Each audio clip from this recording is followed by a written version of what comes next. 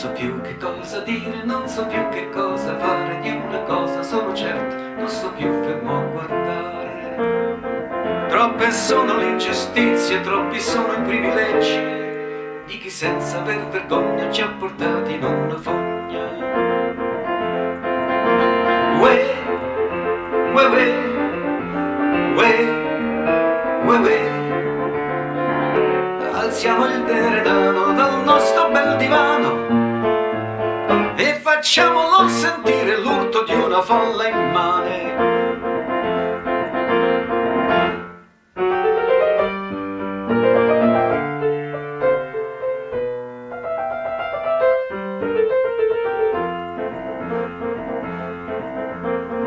Basta con quelle paure inculcate con furbizia da quei media compiacenti, prezzolati e sempre proni, contributi dallo Stato percepiti a mani basse, giornalisti mercenari pronti a dar notizie false. Uè, uè, uè, uè, uè, uè. Per voi finite l'ora di raccontare balle, perché il popolo incazzato è vivo fuori dalle palle.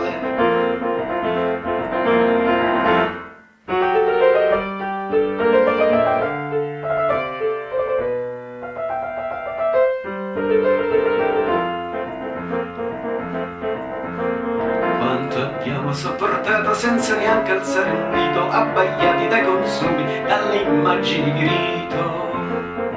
Quei proclami a reti unite di un paese dei belloni, ristoranti sempre pieni ma le nostre tasche vuote.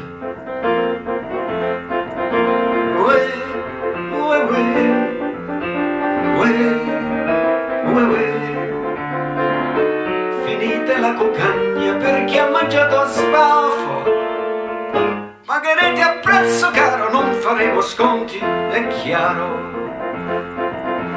Uè, uè, uè, uè, uè, uè. A Dafniano